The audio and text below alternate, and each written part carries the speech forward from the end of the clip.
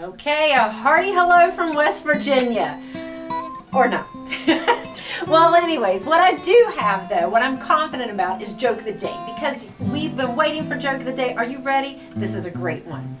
So this guy is taking his girlfriend to the prom, and he goes to get the tickets, and the ticket line is really long, but he ends up getting the tickets. Then he goes to rent a limo, and the rental line is really long, but eventually he does it. Then he goes to buy her flowers, and the line at the florist is really long, but he finally gets the flowers. So then at the prom, she asks him to go get punch, and he goes to the refreshment table, and there's no punch line. I love that one. Okay, so I know that felt like a long joke, and I know that oftentimes word problems feel very long, but I'm going to show you how to get through word problems. And one of the things that I've noticed over the years, honestly, is that people will tell me, they will say, you know, I'm terrible at math, and they'll say, I can't do word problems, and because I can't do word problems, that means I'm terrible at math. And I'll say, well, you know what? If I took the word problem and I wrote the equation for you, could you solve the equation? And they go, well, yeah. And that's what most, you're probably saying, you're right there, you're probably saying, if you wrote the equation for me, I could solve the equation. I can do that. And you know what that tells me? That says you're actually very good at math. You're just having trouble with reading comprehension. And I'm not saying that you can't read. I'm not saying that you're a bad reader. I'm just saying that taking the words and translating them into the math symbols, that's where the struggle is. So I'm going to get you really good at being able to translate these words into those equations, into those math symbols, perhaps inequalities, and then we're going to be able to solve them. So let's take a look at first the rule of thumb for getting through word problems. Honestly, the biggest thing is to just slow down. People put up that mental block. They put those blinders on and they put the headphones on their ears. They just block their ears and say, I'm not going to do it, I'm not going to do it. But honestly, if you will just read the problem in its entirety one time just to get a feeling for what's happening, and then take it one sentence at a time slowly and just take it easy, you'll get there. So we're going to do several word problems today. I probably have a dozen word problems to get through, and I'm going to show you what I'm talking about. So here's our first example, and like I said, read it in its entirety one time just to get a feeling for what's happening. So one season, Reggie Walker scored 9 more than twice the number of runs he batted in. He scored 117 runs that season. We want to know how many runs did he bat in. So we've read it in its entirety to get a feeling for what's happening, and we know that what's happening here is Reggie Walker, we're talking about the number of runs that he batted in. So let's look at this and let's break it down sentence by sentence. The first sentence says, he scored 9 more than twice the number of runs he batted in. So what we know by 9 more, that doesn't indicate some kind of inequality like this kind of more symbol. It indicates we're taking the number of runs he batted in and we're going to add 9 to it. So I know that I'm going to add 9 to something. I've got to figure out, what am I adding 9 to? Well, it says 9 more than twice the number of runs batted in. Now you know that when we say twice something, that means 2 times that. So we need to figure out, okay, how many runs did he bat in? Do we know, because we know we're going to do 2 times that, whatever those runs batted in is, do we know how many runs he batted in? Look through the rest of it. Actually, no. That's the last part here. How many runs did he bat in? Aha. There's the unknown. And as soon as you figure out what the unknown is, you need to define it by a variable. So what I'm going to do now is I'm going to say, okay, runs batted in, that's what I'm trying, that's my unknown. So I'm going to give it a variable. And always define that variable for a couple of reasons. One, so that the reader remembers what it's defined as, and as well so you can remember what it's defined as, because when you get to the bottom and you get your answer, you may forget what it meant. So I'm going to let an R equal the number of runs batted in. And we said that we're going to do twice that, and then we're going to add 9 to it. So that took care of the first two sentences, actually the first sentence. Then it says he scored 117 runs that season. Well, remember what this tells me right here. It says Reggie Walker scored 9 more than twice the number of runs he batted in. So this right here represents what he scored, and then we were told he scored 117 runs. So this is going to be 117 runs. This is 117 runs. And how do we represent that this is 117 runs? Sure, we put an equals. You just did the hard part and did a great job of it. The hard part was writing the equation. Now all we have to do is solve it. And we're very good at that part. We've been working with solving equations. We're good at this. So to get that r by itself, remember we're going to reverse the order of operations. If we knew what r was, let's say we knew it was a 10. We'd put that 10 in there, we would multiply by 2, and then we would add 9. So we're going to kick it in reverse, meaning the last thing we said is the first thing we're going to fix. Adding 9 was the last thing we said, so we're going to subtract 9 from both sides because of the pan balance idea. That leaves me with a 2r over here, and on this side 117 minus 9 is 108. And now we know at this point we're going to go through and we're going to divide by 2. And so that tells me 108 divided by 2 is 54. So my r is 54. Now, because this is a real world situation and we're not just solving these arbitrary abstract equations, this represents something. So we need to give it its units. So this is 54 what? Well, remember, there's one of the reasons you defined your variable. R was the number of runs batted in. So it's going to be 54 runs. And always include your units for 2 reasons. One, so that the reader knows, oh, it's runs. It's not bats. It's not bases. It's runs. The other reason is to make sure that the reader knows that you know that it's runs and not bats or not bases. Very important that the reader knows that you're smart. Show how smart you are. You know it's not bases. You know it's not bats. You know it's runs. So put the units in there to prove how smart you are. Okay. Let's try a few more. Like I said, I've got lots of examples of these because word problems is where people really break down and really have a rough time. So I've got lots of examples we're going to go through. So the next one, read it in its entirety. Heather bought a winter coat for $6 less than half its original price. Heather paid $65 for the coat. What was the original price? We've read it in its entirety to get a feeling for what's happening. Now we're just going to take it slow, sentence by sentence. So she goes shopping. She's getting a discount. Now discount represent what? When you go to put that code up there, discount's going to mean what? Yes, they're subtracting. They're taking off the price. So let's go with this idea. I know some way, somehow I'm going to be subtracting. Let's go back and read it slowly, sentence by sentence. So Heather bought this winter coat for $6 less than half its original price. So what happens here is that $6 less, again, that's not an inequality symbol that looks like this. That means that when she puts that coat up there, they're going to take $6 off. They're subtracting $6. So I know that that's what's being subtracted is that $6. I've got to figure out $6 subtracted from what? Well, it's $6 less than half its original price. Aha! We're going to do half of something. Half of means multiplication. So we're going to take half of the original price and we're going to subtract $6 from that. All right, great. Do we know what the original price is? So that we can take half of that. Well, it says Heather paid $65 for the coat. That's not the original price. That's her final sale price.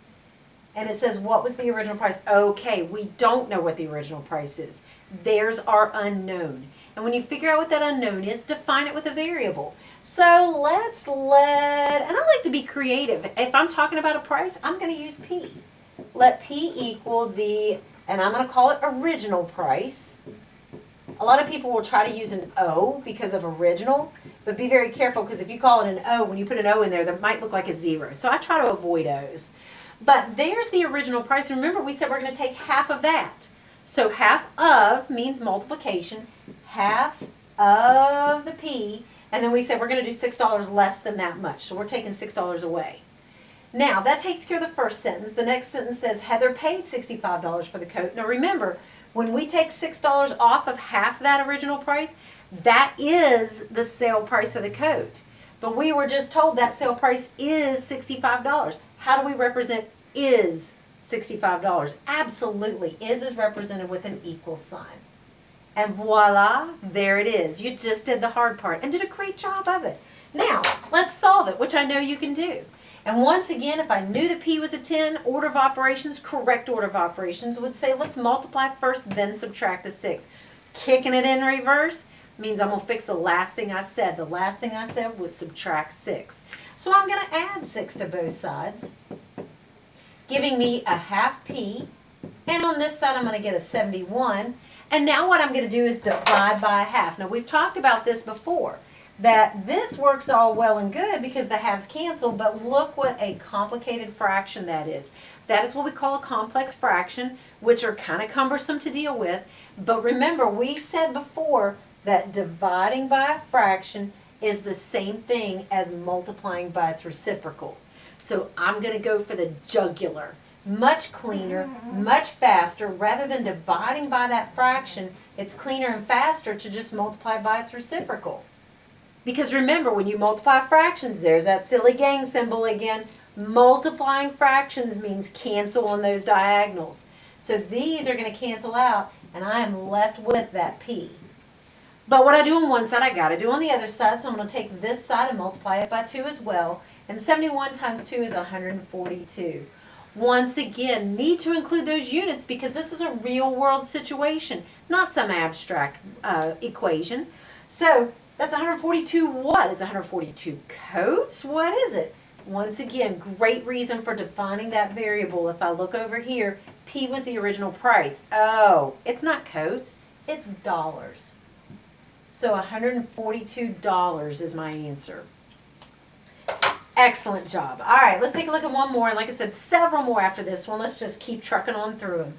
The grossman's total dinner bill at a restaurant was $52.44. It included a 15% tip. What was the cost of the dinner before the tip?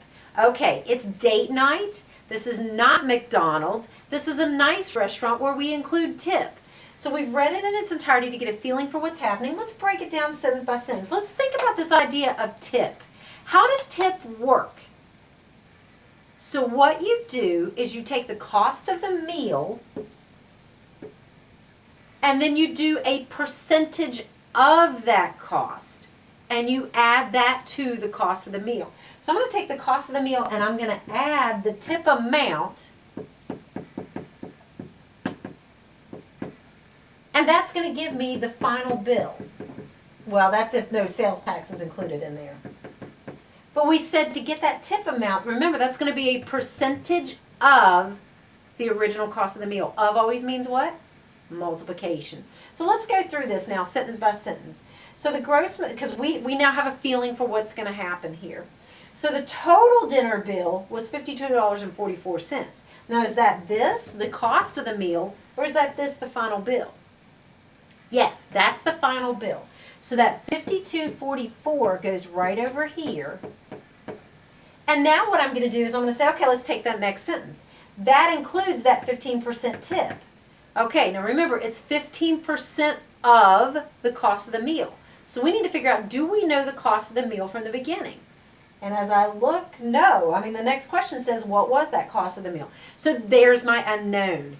And remember, when you figure out what that unknown is, define it by a variable. So I'm going to let's go with an M. Let M equal the cost of the meal.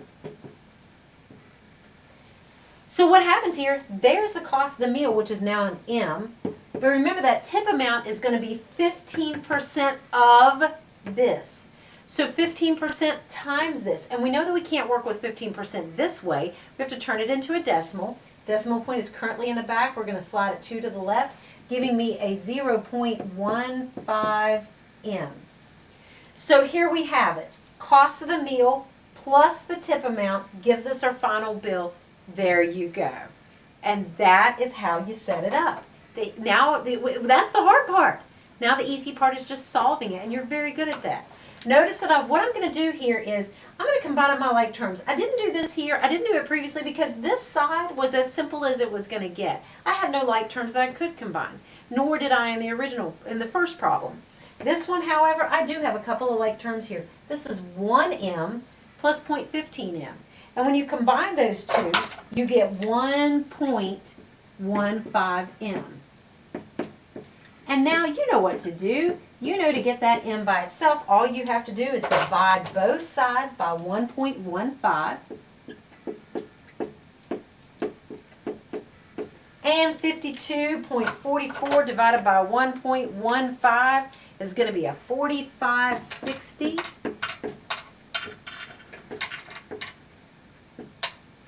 And once again, I need to include those units. Very important that you include the units. One, so that the reader knows, and is this stakes? What is this?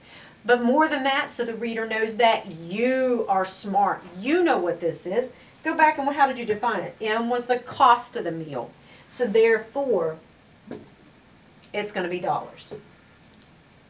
Now, it's a good idea to always go back and double check before you circle it, which I've not done yet. But it's a good idea to go back and double check. Did I actually answer what I was supposed to answer? Because sometimes what you're supposed to answer is not quite the variable. It's more than that. But we need to get the variable in order to get to the answer. In this case, we were asked what was the cost of the dinner before the tip. Okay, that's what this was. And in this one, we were asked what was the original price. There again, that's what we found. And in the previous one, we were asked to find how many runs he batted in, which was the variable that we defined. So we did answer the things that we needed to answer. All right, let's take a look at a couple more. Okay, so let's try a few more of these word problems because you know that I like to get you really good at these. So like we said before, read it in its entirety once just to get a feeling for what's happening and then take it very slow sentence by sentence. So the next one says, at some hotels, senior citizens get a 20% discount on a room. If the discounted price is $78 for that room, what is the regular price? So we've read it in its entirety. We get a feeling for what's happening here, that we're going to get a discount. And let me tell you, getting old is for the birds. At least I get to look forward to my senior citizen discount. At least I've got that coming to me. But anyways, so we know that what happens with a discount? Exactly. That means a subtraction situation. We're deducting something. So I'm going to be taking away some way, somehow. Now, now that we've got that general idea, let's go slowly, sentence by sentence. So it says, at these hotels, the senior citizens get a 20% discount on that room. So what that means, remember, is we're going to do 20% of something. What are we doing 20% of to get that discounted amount? Yes, we're going to do 20% of that original price. So we need to figure out what happens here is we are going to take that original price, and we are going to subtract that discount amount. And when we do that, that will get us that final price. That's what happens when they take that deduction. And we just said that that discount amount is going to be 20% of the original. So the question is, do we know what that original amount is? As you look through here, do you know the original amount? No, because this $78 is the final price, because it says if the discounted price is $78, that's the final price. That's what goes over here, the $78. So this 20% of the original, I don't know what the original is. Aha! There's the unknown. And remember, when you figure out what the unknown is, define it by a variable. So let's go with P. Let P equal that original price. Like I said before, I try not to go with an O because oftentimes an O looks like a 0. So I'm going to let P equal that original price, and that's going to go right here because we're going to take that original price, we're going to subtract the discounted amount, and remember, to get that discounted amount, that's 20% of, and what does of mean? Yes, of means multiplication. So it's going to be 20% times this P. But as we've discussed before, that 20% can't leave it as a decimal. Or I'm sorry, can't leave it as a percentage. We've got to turn it into a decimal. So the decimal point is currently in the back. We're going to slide it 2 to the left, giving us 0.20. So we're going to take that 0.20 and we're going to multiply it to that P. That is the discounted amount. That's the amount that they're taking off. So now what's going to happen is we're going to combine up our like terms because remember, now we've done the hard part. we've set up the equation. And we did a great job of setting up that equation. So what we're going to do now is simplify our equation and solve for that p. So what we have to do is we have to shave this down and simplify, which means we're going to combine up our like terms. This is 1p. We're going to take that 1p, we're going to subtract a 0.2p. Now 1p minus 0.2p is going to be a 0.80p. And so now all we have to do to get that p by itself is we just simply have to subtract, or not subtract, I'm sorry, divide by 0.80. So 78 divided by 0.80 is a 9750. And so that is going to be the p.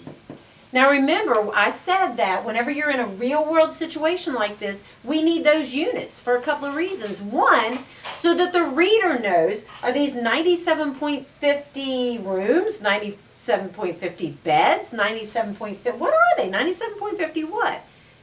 Go back to what you defined your variable as. That P was the original price. Oh, so that means these are dollars. So one, the reader knows that that's $97.50, but two, and more importantly, the reader knows that you know these are $97.50. It's very important the reader knows how smart you are. Show that off and put those units in there. Now, we need to double check and make sure that we actually answered what we were supposed to answer, because sometimes the variable is just kind of an embedded part and it's not really the answer we're looking for. So go back and check, if the discounted price is $78 for that room, what is the regular price? Aha, that's what we did find was the regular price. So we know that we answered what we needed to answer.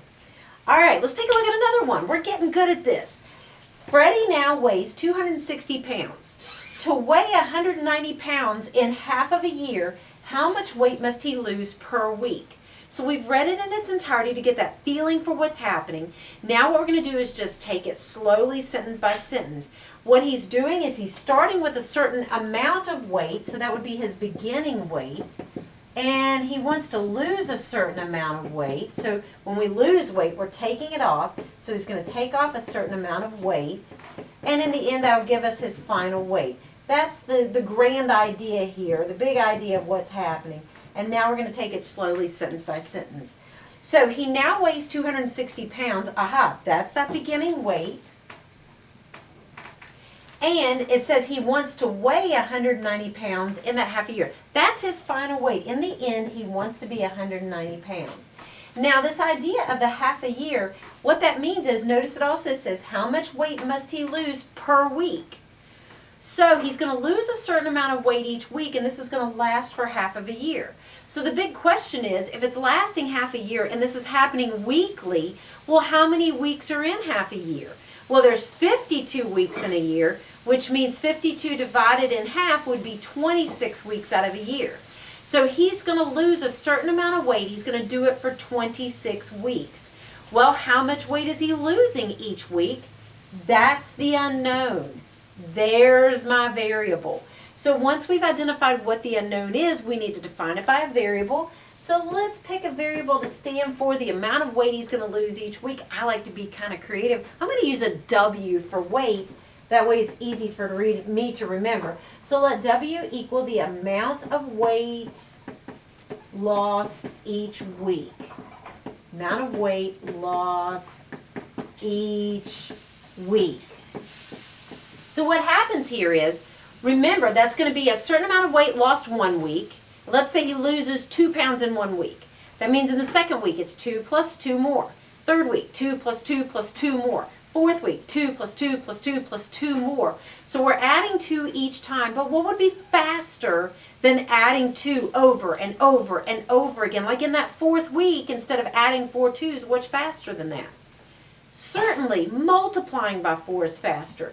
So what we're going to do here, just to speed things up, is we're going to multiply by the number of weeks to this amount of weight that he's losing each week. How many weeks is this lasting? Oh yeah, 26. So we're going to take the 26 weeks, multiply it to the W. That's the total amount of weight that he's going to lose. So this 26W, the total amount of weight that he's going to lose, is going to go right here. That's being taken away from that 260. And we just did the hard part. We set up our equation. Now all we have to do is solve it. So notice that all the variables are here by themselves. That means we need to slide all the constants over to this side. Take that 260 out of there, so I'm going to subtract 260 here. I'm going to subtract 260 here.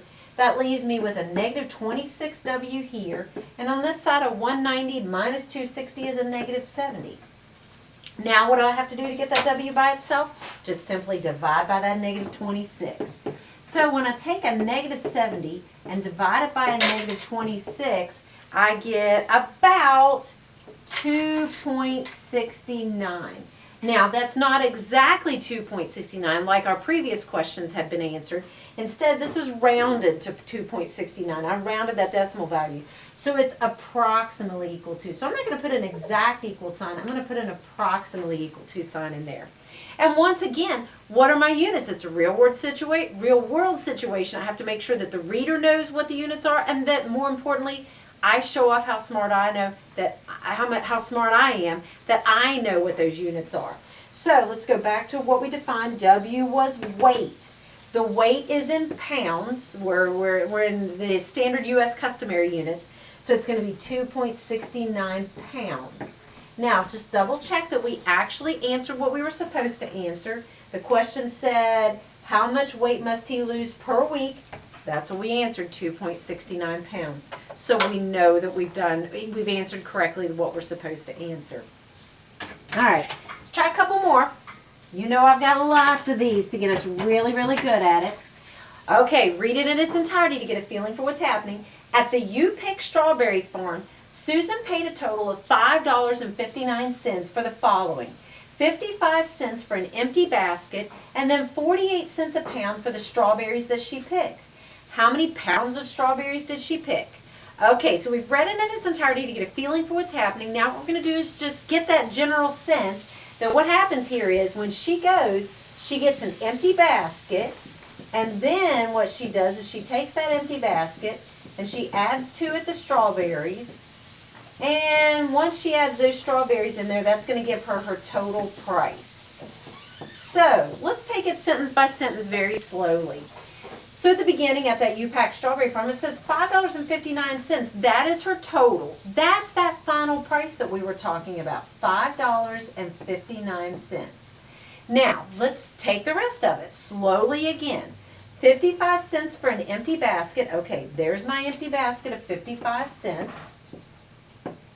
And now let's go with, it's 48 cents per pound of strawberries. Okay, like we had said previously, if it's 48 cents on the first pound, and then in that second pound we're going to add another 48 cents, and then in that third pound we're going to add another 48 cents, in other words 3 of those, and in the fourth pound another 48 cents, 4 of those, rather than adding 48, 48, 48, 48, what would be faster? Exactly, to multiply by the number of pounds. So the question is, we're going to take this 48 cents and we're going to multiply it by the number of pounds. Do we know how many pounds? No, we don't. Aha, there's our unknown. And as soon as you figure out what that unknown is, define it by a variable. So and again, let's be kind of creative here. Let's go with P equal the pounds. And that'll be pounds of strawberries.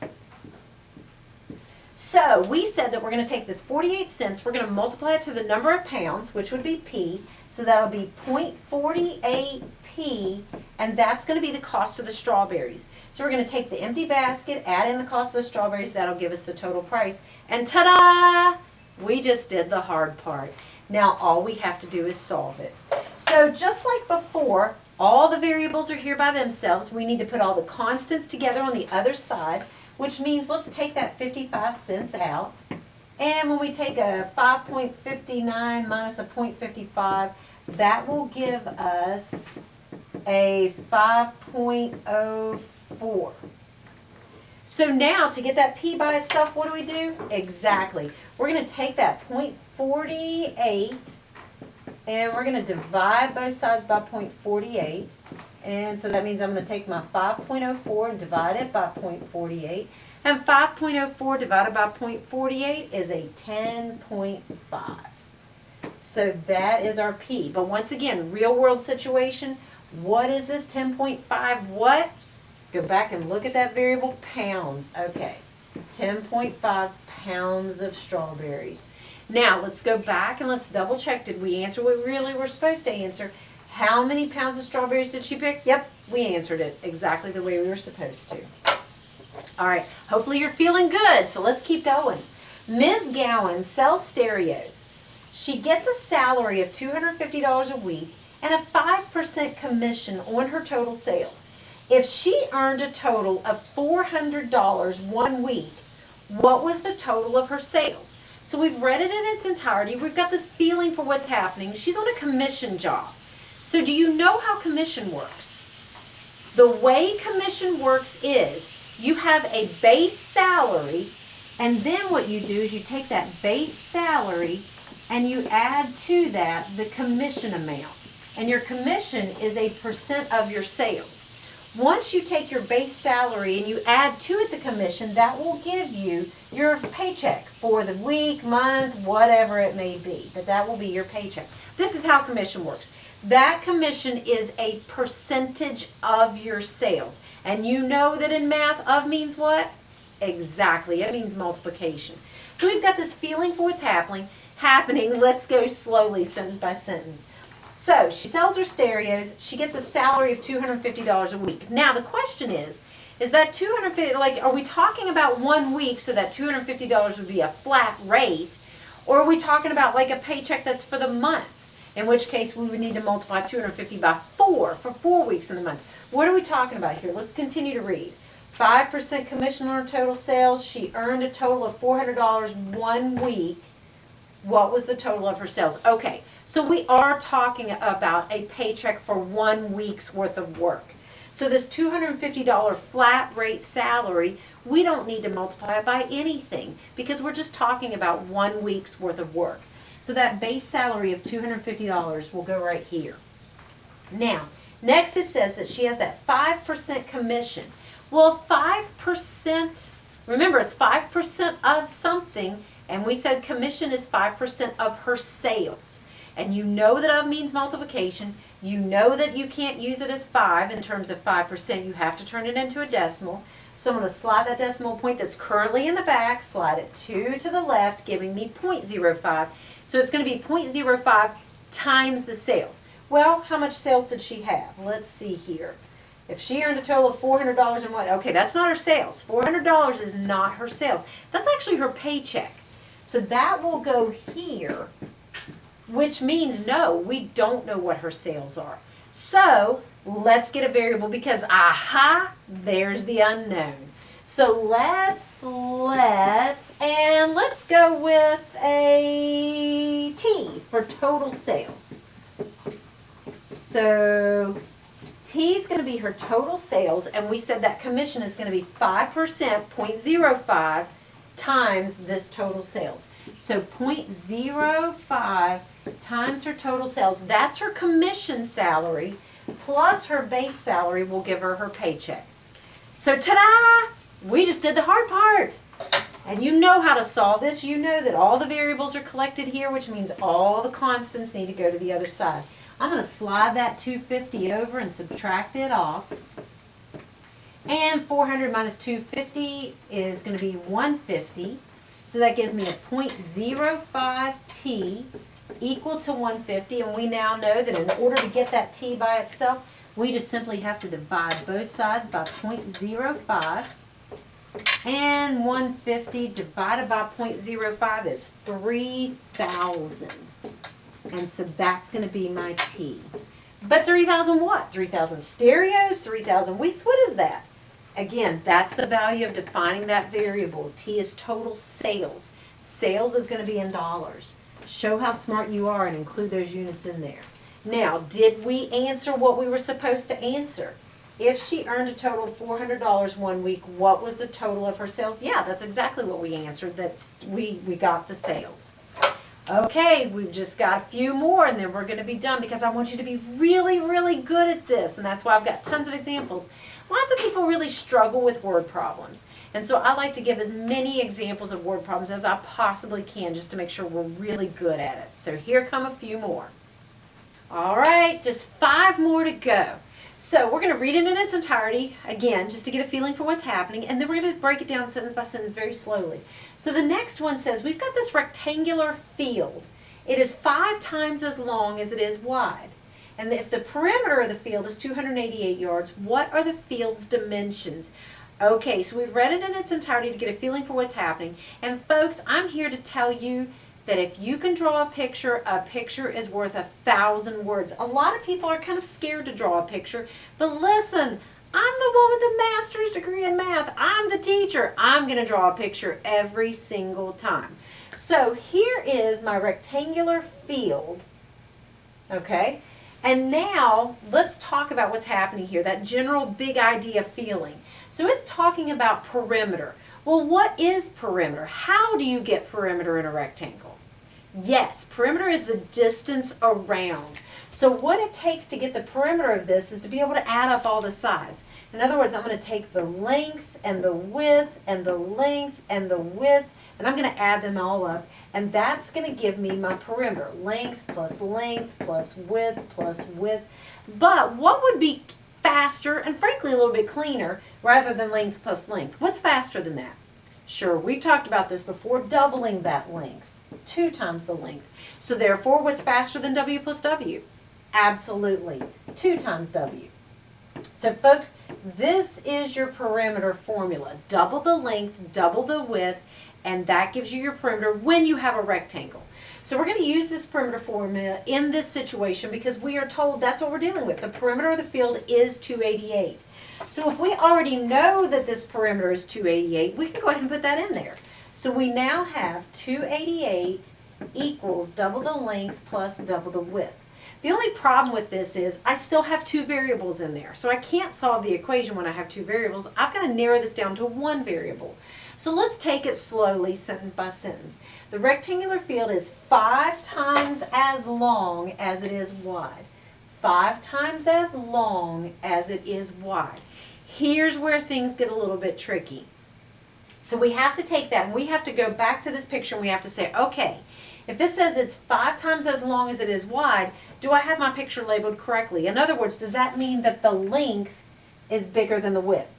Or is the width bigger than the length, in which case I've got my picture labeled incorrectly? Which is bigger, length or width, based on what this says? 5 times as long as it is wide. Absolutely, the length is bigger than the width.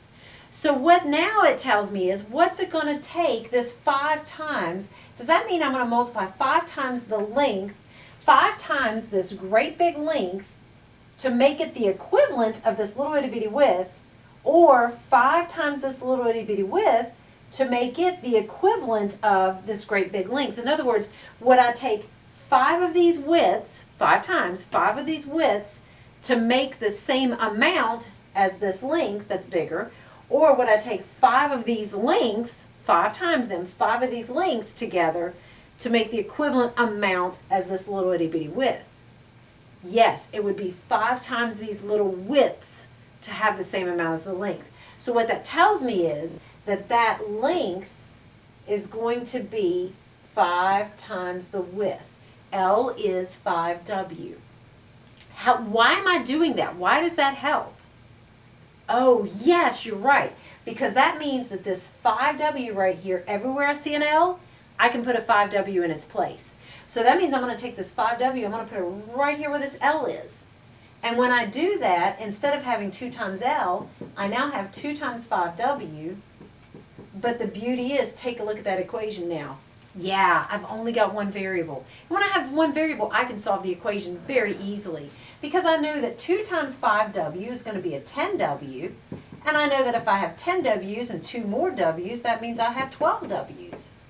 And we know now, in order to get that W by itself, all we have to do is divide by that 12. And 288 divided by 12 is going to be a 24.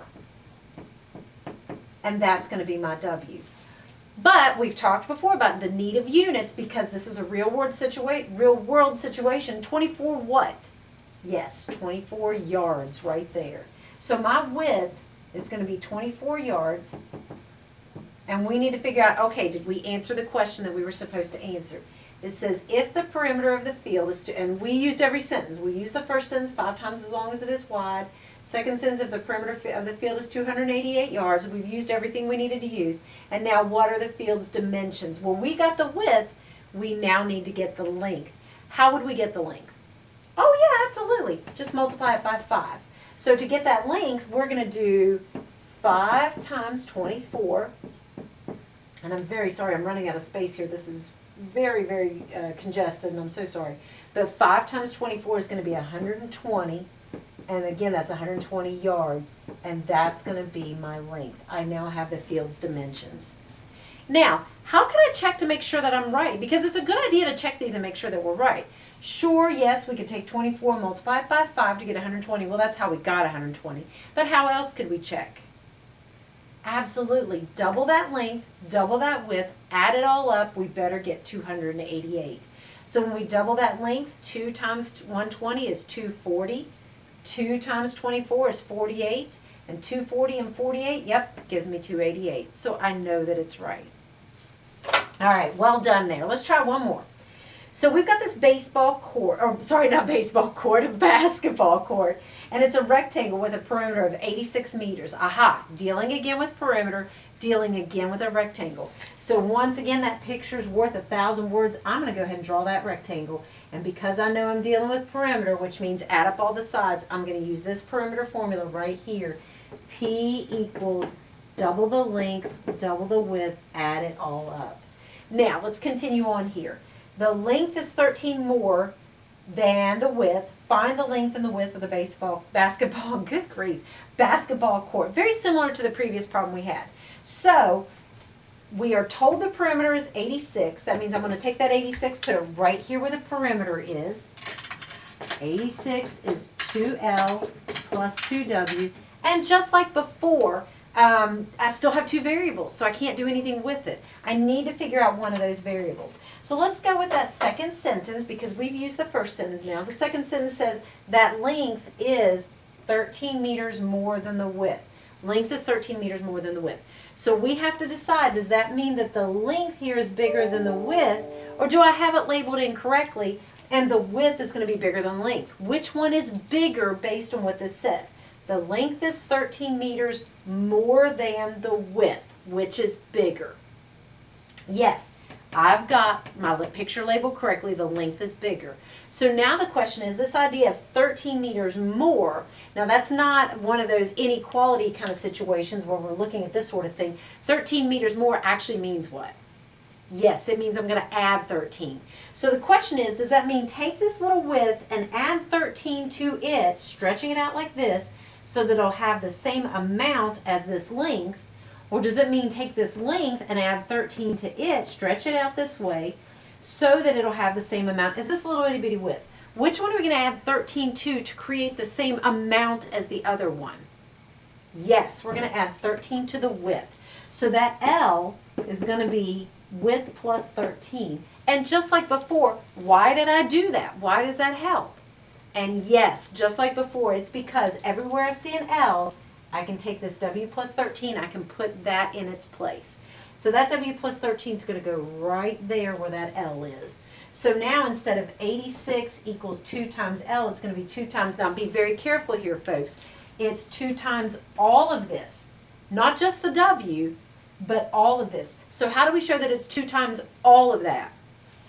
Yes, I'm going to put a parentheses around it and write it this way.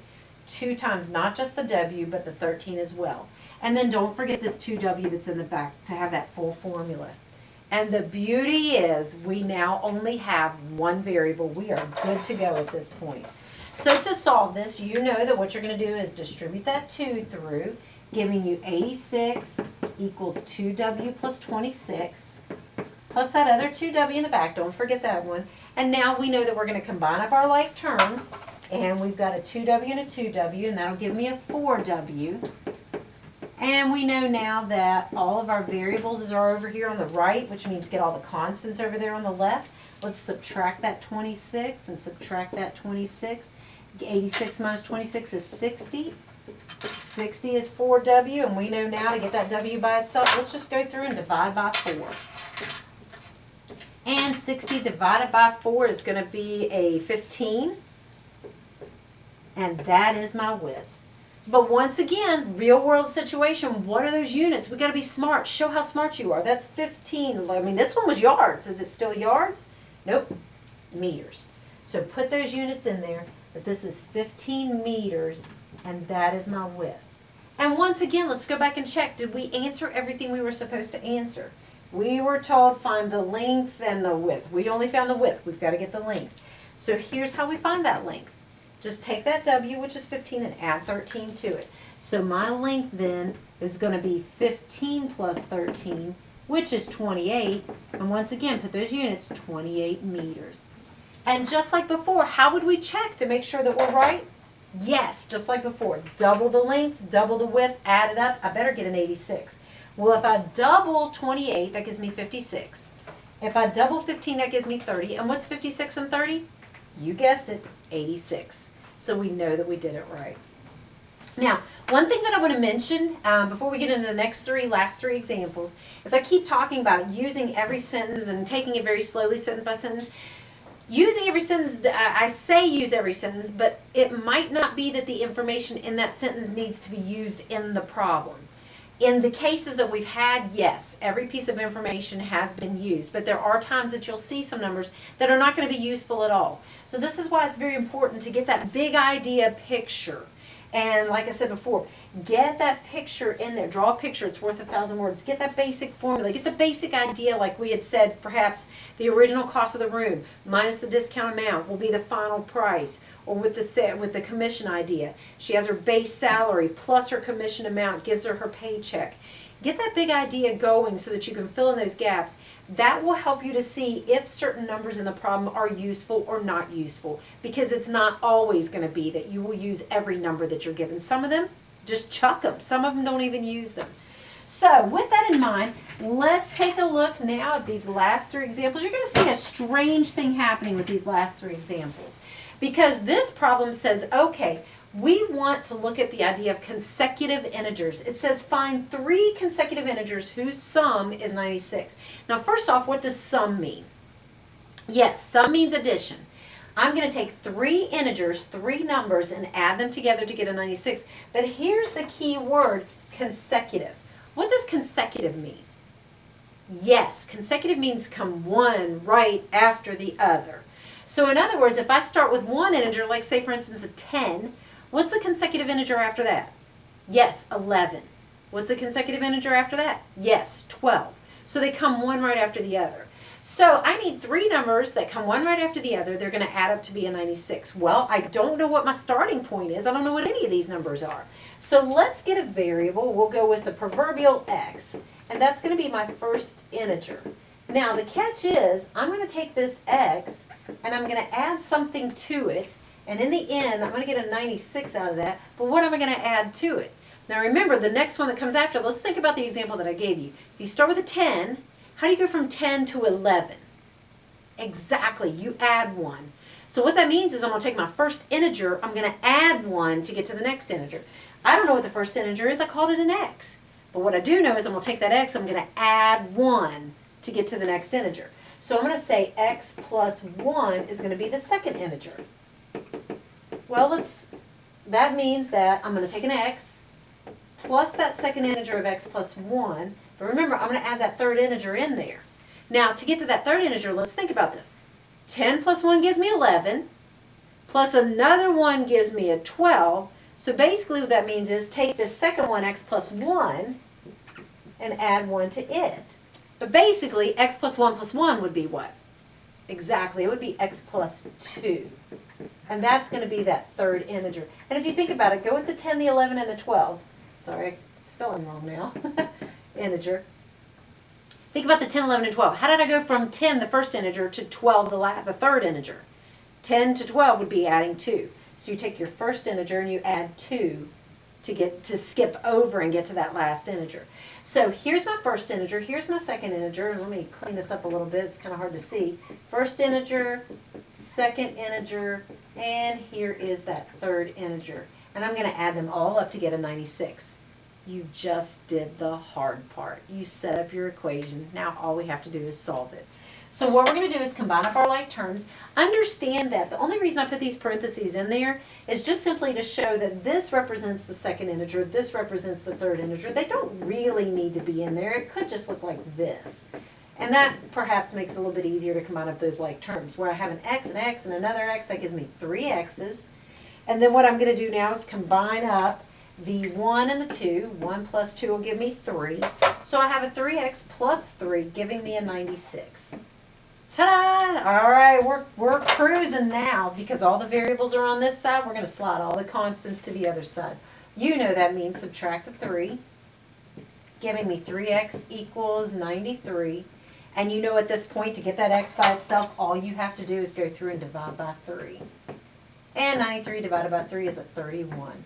So that first integer is going to be a 31.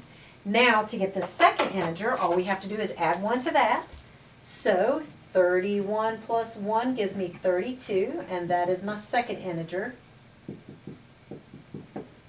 And then you know that to get that third integer, all we have to do is take our 32 and add 1.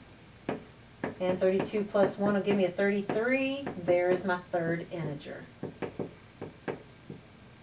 Now, how could we check to make sure this is right? Well, certainly they're consecutive. 31, 32, 33. So check on that one. We've got this portion of it right. And now we just need to check, do they add up to 96? If you take a 31, a 32, and a 33, do they total 96? Yes, in fact they do. So we know that these are the 3 consecutive integers whose sum is 96. Beautiful job.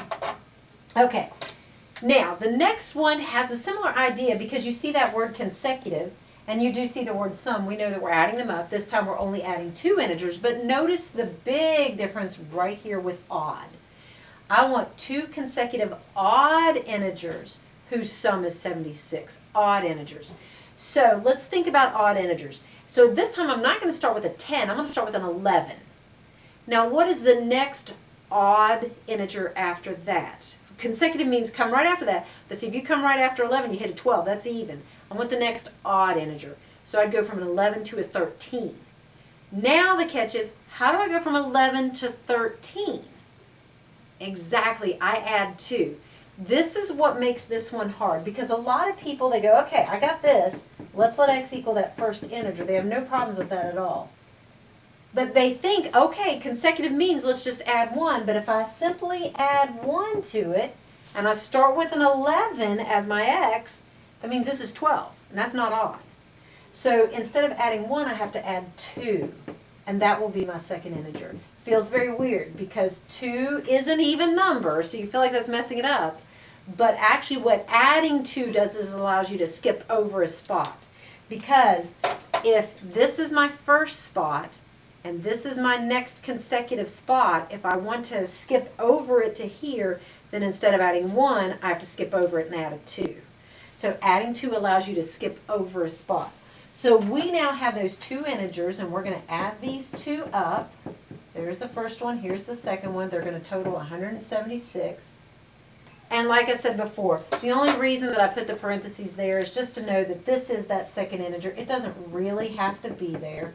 And now I'm ready to combine up those like terms. An x and an x will give me 2x.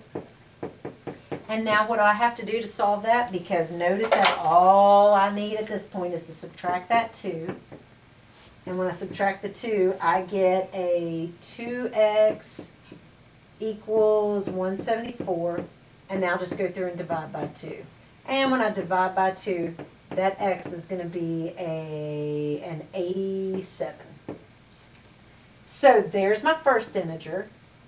And now to get that second integer, we know that we're just simply going to add 2 to that. So when we take an 87 and we add 2, that's going to be an 89. And that's going to give me my second integer. Now let's double check. Are those odd integers, 87, 89? Sure are. Are they consecutive integers? Yep, because after 87 will be an 88, but that's not odd. So it'd be 87, 89. Do they total 176? Yep, they do. So we know that it's right. All right, I think you're getting the hang of it. So let's try this last word problem. Once again, consecutive. This time they're even integers. And once again, sum to be 396.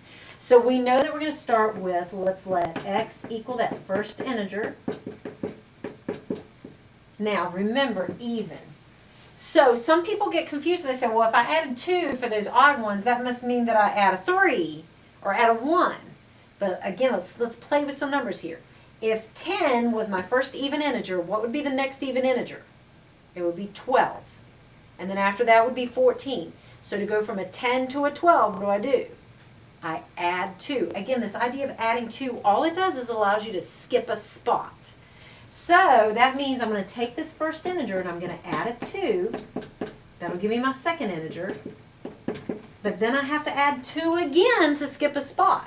So I'm going to take that second integer, x plus 2, and I'm going to add one more 2 to that. And that gives me x plus 4. That's going to be my third integer. And let's think about that one more time. Start with a 10. Add 2 to get to the 12, which is the next one. Take the 12 and add 2 to get to 14. How do I go from 10 to 14? Yes, I add 4. So I'm going to take my first one, I'm going to add 4 to get to that last one. Now, all we're going to do at this point is we're going to take those 3, my x plus my x plus 2, plus my x plus 4, add them all up, and I'm going to get a 396 out of that. And like I said many times, the only reason I have the parentheses there is just to let me know that this one's that second integer. I don't really need the parentheses. This one's that third integer. I don't really need the parentheses. And now I'm ready to combine up those like terms. So we have an x plus an x plus an x. That's 3 x's. And we've got a 2 plus a 4 gives me 6. And now we know in order to solve this, let's slide that constant over, giving me 3x equals 390. And we know at this point, just go through and divide by 3. And 390 divided by 3 will give me 130. There's that first integer. Second integer means add 2 to that. So x plus 2 will be 130 plus 2 will give me a 132.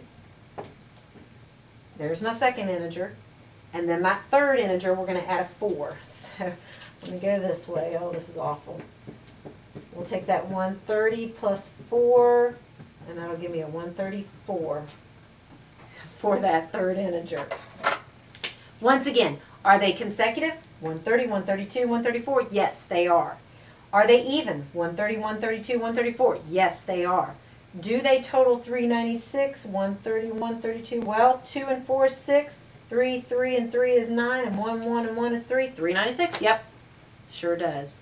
So I hope that helps with the word problems. That's the one area where people really struggle, is taking these words and translating them into variables and numbers and equations and all kinds of mathematical representations. Like I said, read it in its entirety one time just to get a feeling for what's happening. Don't be afraid to draw a picture, because a picture is worth 1,000 words. Write down the general idea, the big picture idea of what's happening. Even if that big picture idea is in words, like we saw, original price minus discount equals final, or we said empty basket plus strawberry poundage equals total bill. Write down the big idea and then just go slowly, sentence by sentence. A lot of people just put blinders on and they go, I just got to get through this, and they try to barrel through it as quick as possible. Sometimes you just got to slow down. But I know you can get it. I know you've got it. And I hope it helps. Have a great day.